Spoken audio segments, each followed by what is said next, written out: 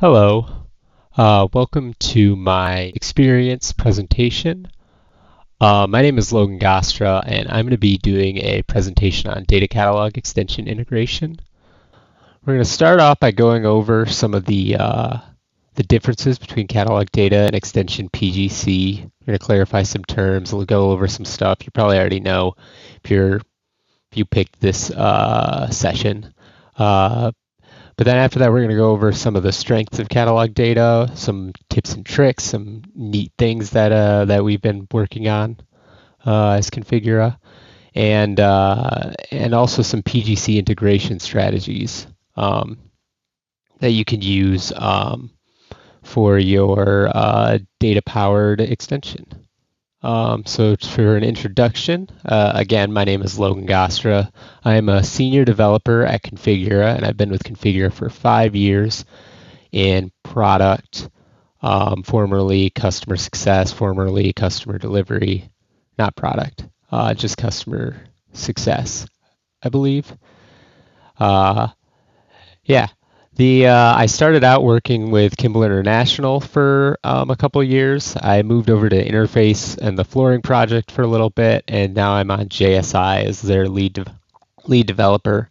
And so I have a lot of experience with different implementations of data-driven extensions. A fun fact about me is that I'm also an artist. I make sculptures out of binder clips. You can see that was my 2025 Art Prize piece, Touch Grass, that was displayed at Bridge Street Electric in Grand Rapids. So yeah, moving on. So we're going to go over some of the differences between catalog data and PGC. You may be wondering why I'm using PGC as a term, or what I mean by that, because PGC is a kind of form. But we'll start off with catalog data. It's going to be the primary method of storing product information for use with Configura products. This is going to be like your part numbers, your properties, your pricing, all that good stuff. You can use we primarily use DB3 files, but there are also additional supplementary files like gmaterials, schemes, and you can include any type of file you need if you want. So then it's a good way of managing data. It keeps the data off of the user's machine, so then you can pull it up as they need it rather than as soon as they boot up CET, it's already loaded in like that. It's great for performance. And yeah, you can import and export all that data as well. You can import your data when you're first getting started out, your CIF, your XML, whatever it is. You do have to do some cleanup, but it's a pretty streamlined process at this point. And exporting, you can export it out too to be used with other programs. But we'll get more into that later. And one thing that makes our catalog data pretty useful is that it's standardized. So all manufacturers use more or less the same format for their part numbers, their prices, all that, and that maintains consistency. It allows for a consistent user experience, and it allows things to be found easier. It's always good to have your data easily accessible. And then on the flip side, we have, and then I forgot I added this slide. Catalog data powers the PGC in CET. So I was talking about PGC earlier. Catalog data also uses PGC. Or it doesn't use PGC. The PGC uses catalog data, and the PGC that uses catalog data is the core code. This is like the basic out-of-the-box implementation that Configura has written and maintains and updates as necessary. And this is stuff you get for free. You don't, once you have your catalog data, once you get your CIL license, you can use this functionality. All of your users can use this functionality with your catalog data. And this is really nice because, again, consistency. Your behavior is going to be consistent across extensions, across manufacturers, using these data symbols. And yeah, that is as opposed to extension PGC, which now that we're into it, PGC stands for parametrical graphical configuration, right? We talked about PGC. PGC is just any CM code written for CET. It's can be broadly applied, but in our case, we're going to be specifically talking about CM. And in the case of extension PGC, what we're going to be referring to is CM code specifically written for a custom extension, right? You get PGC out of the box with the Configura core code, but you can also write your own code that will apply specifically to your extension tab.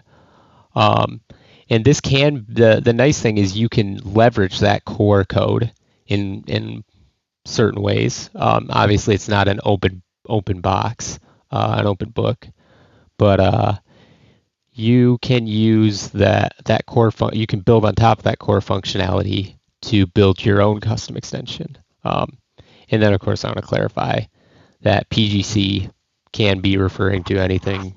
When we say extension PGC, we're specifically referring to code written on behalf of a manufacturer for your custom extension. And yeah, so there's some trade-offs here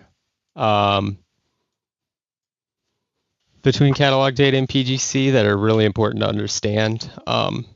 Catalog data is I would describe it as kind of the platform that you can build on, and then extension PGC can flesh it out a little bit more. So catalog data is well organized. Like we said, it's standardized. It's going to make all of your data in one place. It makes things easier to find, and it's going to make for a more familiar user experience. It's also very versatile. That catalog data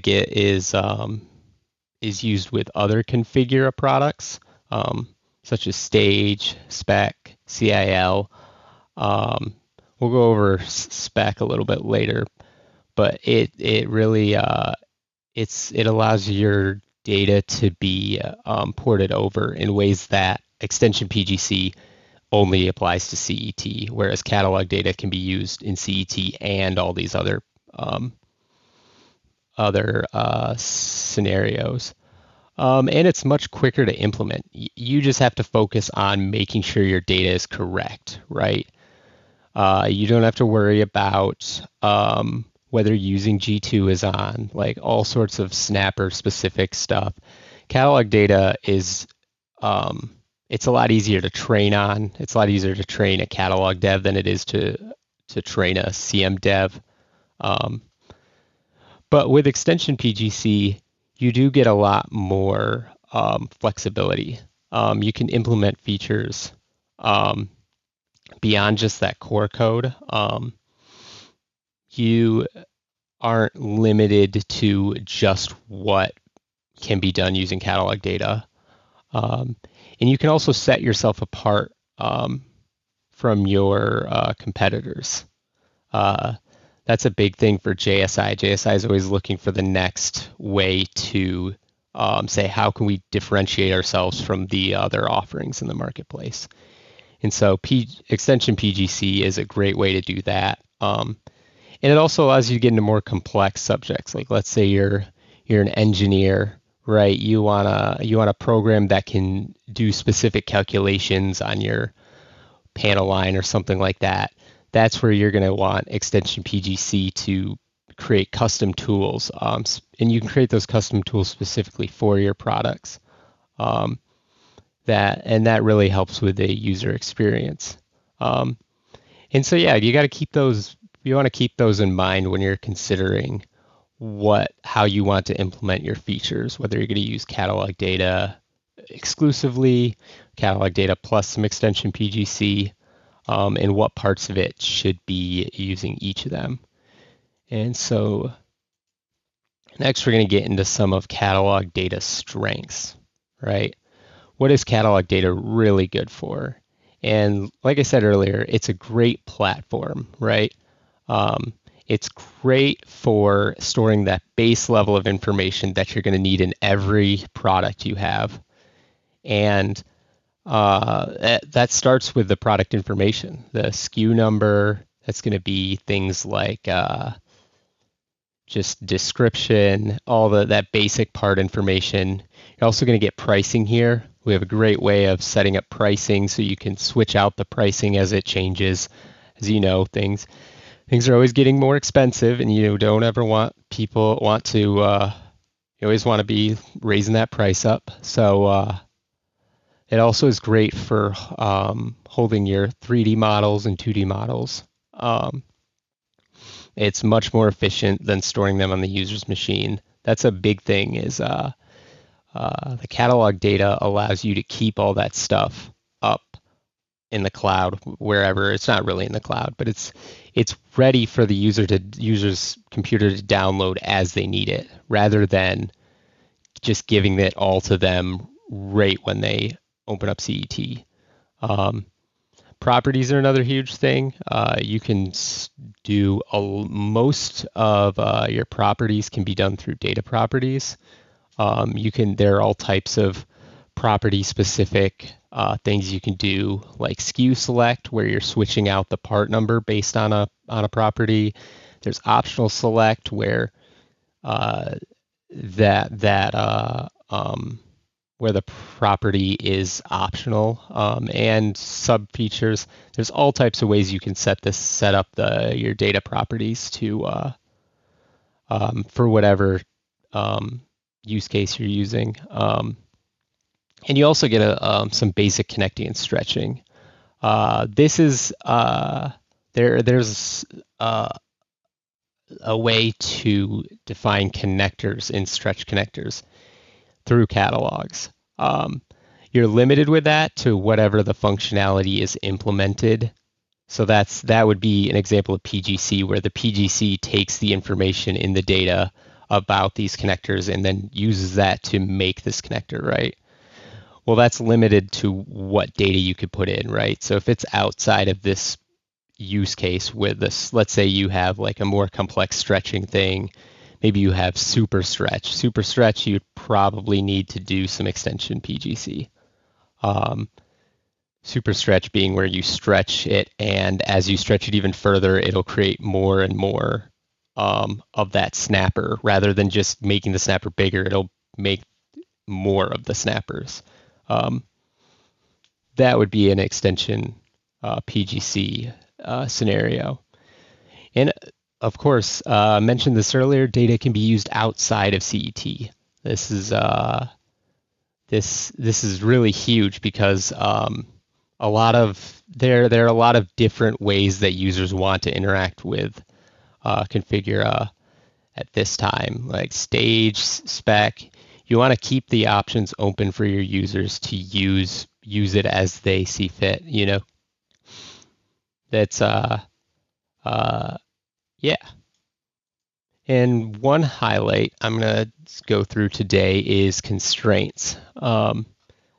Constraints are a way to programmatically filter out feature options based on the product, right? Based on the product and the state of the product. So this is essentially you're controlling the feature domain programmatically. You can say you have to enable it. It is in beta. There are certain things that it doesn't work with. It's not compatible with CIF export.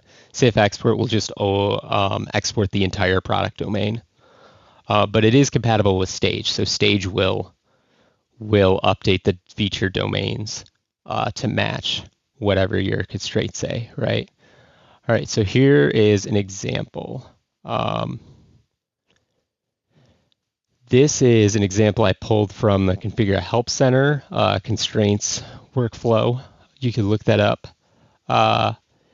And so the way that these work is you have a code. This is the code for the constraint. This isn't a feature code. And what you do is you put in the feature code, and you can set it to either valid or invalid. That will either say everything that this returns true for is good, will be included in the domain, or everything that this returns true for won't be in the domain in case of invalid. So in this case, they're just saying, okay, if it's not equal to, if the code isn't equal to O2, that's valid, right? And so the not equal is shown up here, or shown here. Yeah, because Birch and what O1 and O3 are not equal to O2, and therefore they're valid. Therefore, this is the domain for that one. There's a little double negative confusion there. Really, you don't need, one thing I point out is you don't need the valid or invalid expression type unless you're chaining them together, because you could just negate the statement. But when you're chaining them together, if you have multiple valid statements, that's going to be set up as an and. So if it's like, it's valid if this and this, whereas invalid, it's going to be this is invalid if this or this, right? So they're going to, the statements are going to interact differently based on whether it's valid or invalid. And I made up this example that I'm going to give you a chance to participate in. So if you're given the following table of valid dimensions for a conference table, where the x's are valids, this is actually a conference table from it's from JSI. I can't remember exactly which JSI product is from, but what's one way you could write constraints to achieve this? I'll give you a second to do this. I just wanted to point out that if you're a programmer, this may be of interest to you. This is actually a table I generated in Emacs. That's one of the things you could do there, these ASCII characters for pipes. You can do different like line thicknesses. Each of these are just characters that are all set up. Some of the characters don't actually render correctly in CET, as you can see this one. Yeah, not quite right. That actually is probably a mistake on my part. But yeah. All right, so I think that's enough time for this exercise. Here's the answer. Obviously, if you didn't get the formatting exactly right, then that's fine. I also changed the name of the feature. So this is how I set it up with invalid. I set them both to invalid and then just put in the, I should have kept the,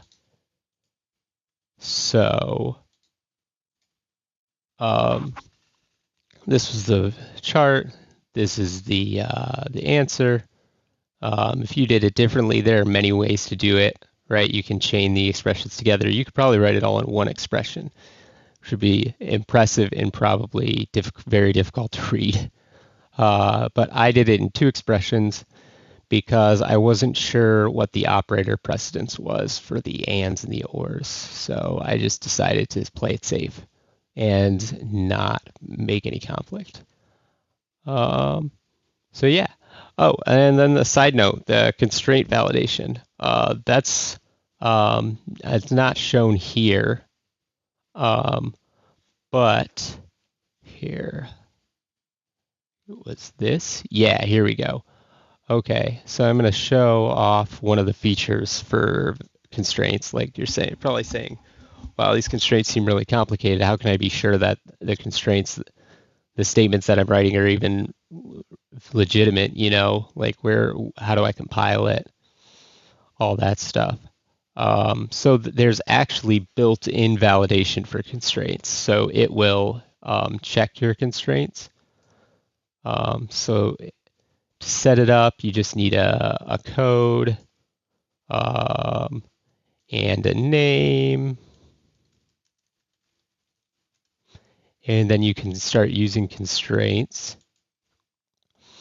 Well, let's create a feature. Let's just create a width feature with width 12, 24, and 36. Now if we go into constraints, let's go with filter. Expression type is valid if, I already forgot what my feature, okay, if width.code is equal to 12, right? And if I validate it, it will tell you whether or not that is a valid filter. In this case, it's valid because there is a width code. But let's say I did like width, or if I did depth.code, it'll give you validation failed, and it won't let you assign it. So that's just a fun little feature there. All right. And back to the slides, let's move on to the PGC integration strategies. So now that you have your data catalog set up, how can you implement PGC to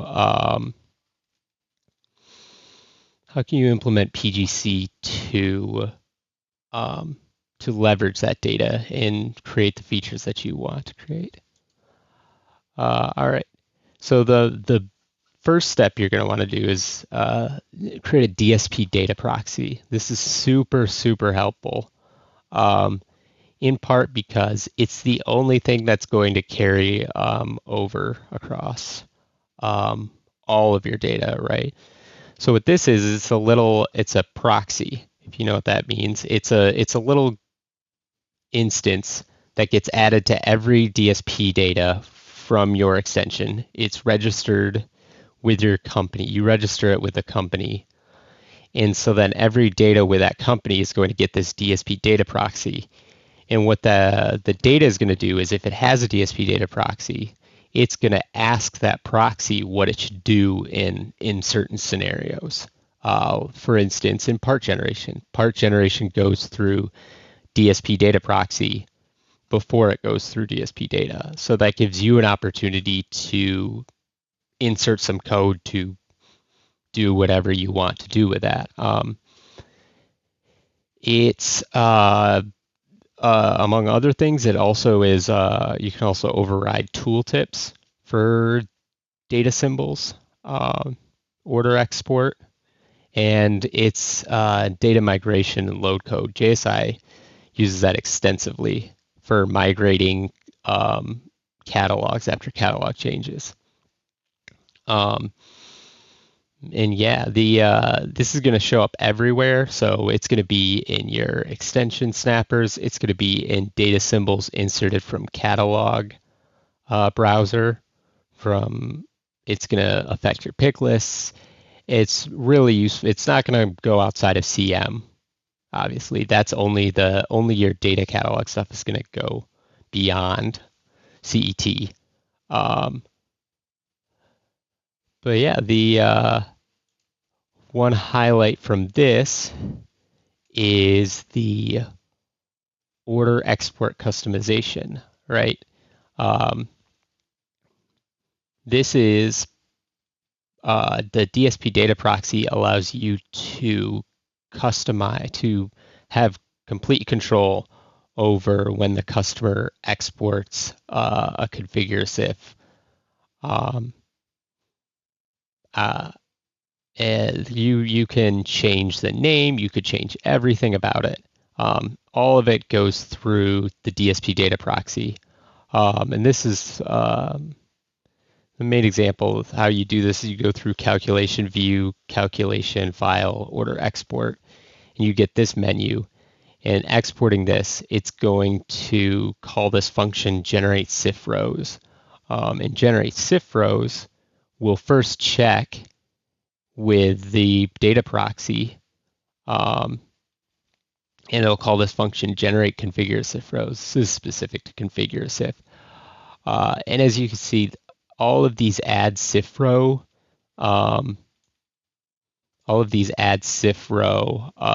calls are adding a different row to the CIF export, and that's going to show up in your spec export.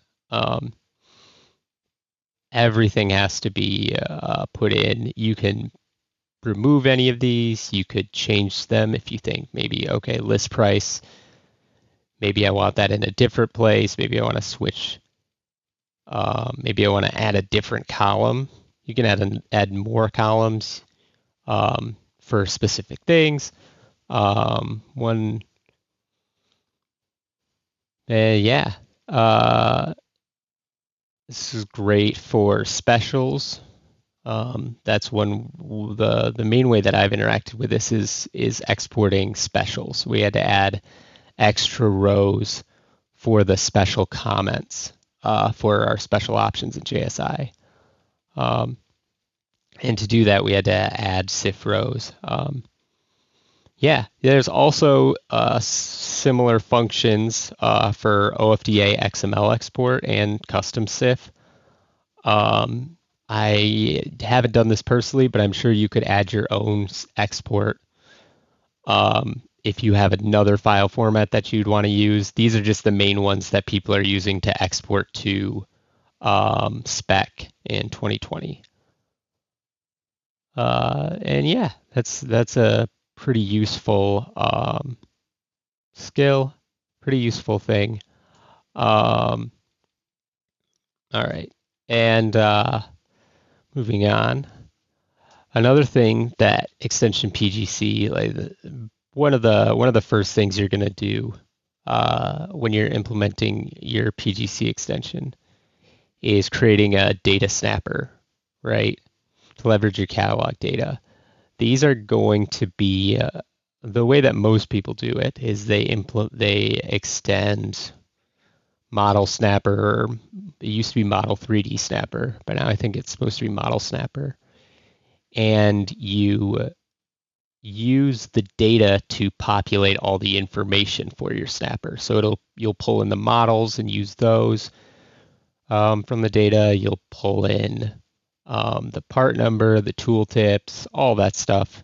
You can get it and set your snapper to use that. Some people extend data symbol as well.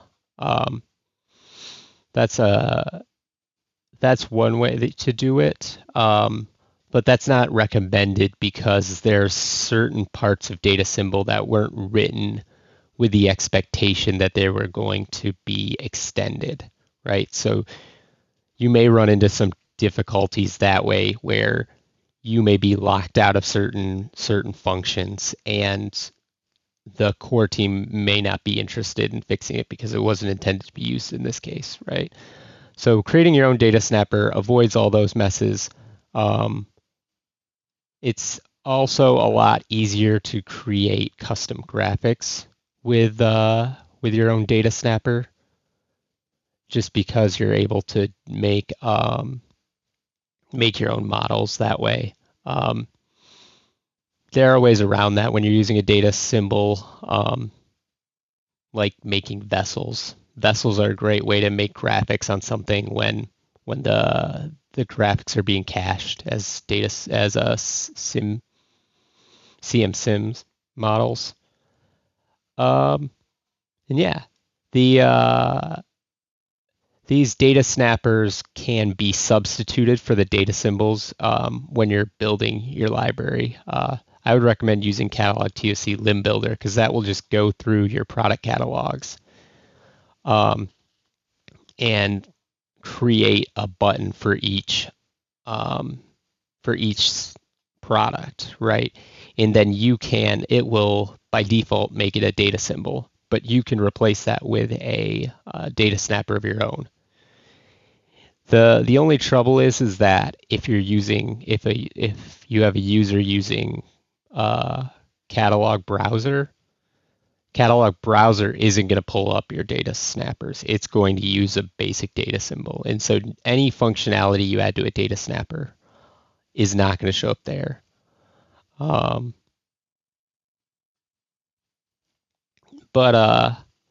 Yeah, data snappers are super useful because you can start adding things that you wouldn't be able to add to a data symbol, like props. You don't really have control over props from data symbol or from the DSP data proxy, but you can start adding things to the props of data snappers, and you get control over all sorts of great hooks, great snapper hooks, like dropped and picked up. That's something I want to call out.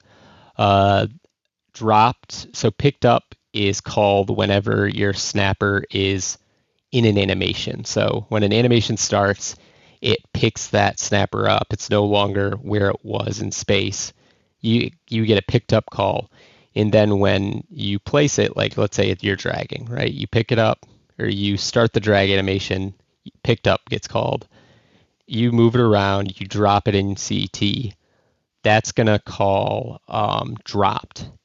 And dropped is where a lot of stuff happens. It's a great hook.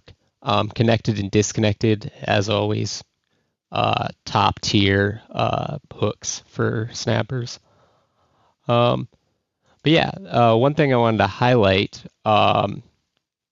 from Catalog was the Catalog TOC limb builder. I mentioned it earlier, but it creates facelifted buttons, so you don't have to worry about UI and making sure your UI is perfect for extension review. It's going to create those buttons for you, which saves you a lot of time. It does require the use of UI levels in product catalog, so switching over. I'm sure a lot of extensions have already switched over their facelift. But if you were using UI levels differently before the change, that could be a little hiccup. We had that with JSI where the UI levels were set to one thing, and then when we switched them over, it broke the old thing while we were still testing the new thing. But yeah, once you get that all set up, it'll create your whole tab for you. It'll be good for extension review. You can also like replace any of the functionality of those buttons. So not only can you change a product button from a data symbol to a data snapper, you could also change it to an animation button, or maybe it's a void button. So there are all types of ways that you still have a lot of control over your buttons. But yeah, this website, if you're this is a great resource for facelifting catalog libraries. And I can't remember, do I have a slide for this? Yes, I do. Okay. So there's also a great extension for helping you with Catalog TOC limb builder. If you go to shoot, I'm drawing a blank here. It is this CET facelift hybrid extension example, which I think if I just search facelift, yeah, CET facelift test tools is the extension. That's the license you need. Custom QA facelift. This will show you an example. So this is built off of a product catalog. This, but also has some examples of how you can insert your own buttons that maybe aren't exactly the same. So all these products, but then so in this, it just has a lot of great examples for how you can resize, how you can change, you can add little messages and whatnot, or little. Um, these are all, and all of this is up to the standards. I really appreciate this facelift buttons, which gives you all different button sizes, all of the new standard button sizes, and how you can use them, which ones you can use with a label. Let's say JSI, we use extra large buttons for our typicals. And so you could see all these different examples with products, with snappers, animation limbs, snapper limbs, and so on and so forth. That's a great resource to check out.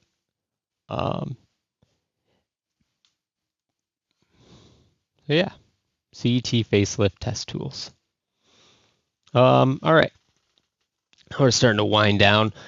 Now you've really built out your extension at this point. You've got your data snappers, you've got all the basics covered. Now you're saying, okay, I got these products, these complicated products that I need to set up, right? Maybe it's a racking line, maybe it's a panel system, maybe it's just a little bit of additional functionality that you want to add on. You're going to want to look to the CET abstracts. This is, again, a lot of this stuff is obvious to those who are well versed in CET or in CM, but it's always worth reiterating that you should look to the abstracts to see if there's anything that has been built that will cover your functionality, and will allow you to not reinvent the wheel, right? One cool thing in the pipes that's not mentioned here that I wanted to bring up is electrical. There's going to be an electrical abstract coming out in 16.5. A very smart guy named Colin Kopka is working on that. And they're hoping to get it out by 16.5. That's going to be awesome because I know a lot of people have reinvented the wheel making the electrical systems over the years. I certainly being one of them. I maintained Kimball International's electrical system quite a bit, and yeah, that's going to be a much appreciated abstract. But obviously, when you're reinventing the wheel, yeah, that's going to cut down on development time. It's a stitch in time saves nine situation where just looking into it a little bit, to doing a little extra research before you start on a project is going to cut down on development time. A lot of examples for CT abstracts can be found in Fika Office. Fika Office is a great resource for if you have found an abstract that works for you, go to Fika Office, see if you can find an example of that there, because then you could see a lot of like how the code is, how the functions are meant to be used, and so forth. The one thing I wanted to highlight today, this is also another abstract that was written by Colin Kopka, is the accessory generation behavior system. This is an abstract that allows you to generate accessories automatically for users. It is primarily used for support generation. So like, let's say you put a surface down, you might need different legs if it's a standalone work surface versus if it's connected to a panel system versus all these other things, right? You have all these different rules, and accessory generation gives you a good way of doing that.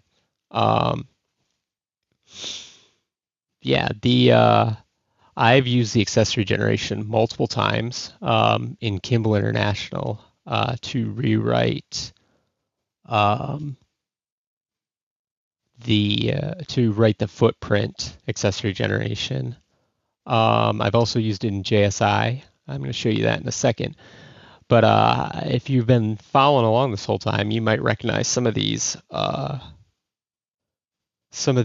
names, some of these hook names that I've dropped, connected, disconnected. All of those you're going to have access to because you have a data snapper. You wouldn't have access to those if it's a data symbol. So your accessory generation wouldn't work with a data symbol. But yeah, those hooks are really useful. One cool thing about the accessory generation is that it uses snap alternatives as locations, right? So it uses locations as kind of a proxy for connectors, right?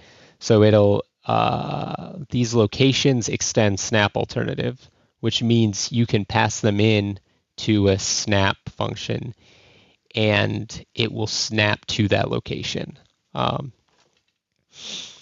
It's very useful because you can also create animations to insert and remove accessories using these locations. So not only does it automatically generate in those locations, it will also allow the user to insert and remove them as they see necessary, which is really cool. And it saves a lot of time over the alternative. So I'm going to show you guys this implementation that I made for JSI in Vision, assuming that it loads. Okay, good. Oh, I'm in conference. Vision case goods. So Vision case goods has some modular tops, right? Oh yeah, wait, is it gonna work? Excellent. All right, so if we insert one of these here, I'm gonna switch it to 2D so it's easier to see. All right, so if I stretch this beyond a certain point, you'll see, oh, wait for it. Oh, it's not showing up now. Naturally, when you're demoing, I wonder if any of them will work. If it doesn't work, I have an alternative that I can show you. Wonder what's going on. They should be generating support rails, but it doesn't appear as if they're doing that. That's all right. I have a separate example I can use. So this is Forge, also a JSI product line, which also has some accessory generation features. So when you insert a worktop here, as you can see, this is a separate thing. It generated a cantilever bracket. It's assuming this is against a wall. But it also will generate something if I insert a cabinet here and continue the work surface. So yeah, we'll just look at that cantilever bracket because it seems to be working. All right, we're having a lot of trouble here. Just ignore this orange surface. So this is automatically generated based on certain rules. I can remove that using this animation. There we go. And I can add it back in. And as you can see, I can add it at different distances away from the from the edge. And yeah, there's all sorts of supports that you can add in here. Edge brackets with the cabinet, L brackets, and it really gives the user control over how they want. Like you can auto-generate it, give them the default implementation, say here's how we think it should be. But if you have a different idea of how it could work, then you can use your own way. You can do that in whatever way you want. So yeah, that's the accessory generation system. It's yeah, very useful tool. So anyways, final tips and takeaways. You always want to start with catalog data. Use it as your base platform. You can honestly, a lot of times you don't even need to move into extension PGC. You can just stay with your catalog data and use the PGC that Configura is implemented. But if you have more complex features, more you want to set yourself apart, you could use PGC to add some ease of life features for users, things that are going to make your users want to stick with your extension. Obviously, if you're going to do that, things like the DSP data proxy and data snappers, the abstracts are all great tools at your disposal to start implementing those things. And one final takeaway, communication between the PGC devs and the data devs is so important. The faster that so because these two systems, they're built on each other, because they have this interaction with each other, it's super important that your data devs can get fixes quickly from your PGC devs and vice versa. The workflows are completely different between catalog and data, catalog and development. You don't get branches with catalog creator. Catalog as such, you can really only one person can work on a catalog at a time. Because once you submit your catalog, it'll just overwrite the old catalog. It's not like a diff. It's not keeping track of differences. So yeah, it's so important to have a good communication between your devs. And yeah, that's been my presentation. Thank you so much for choosing my presentation. Yeah, questions, whatever, just shoot me an email.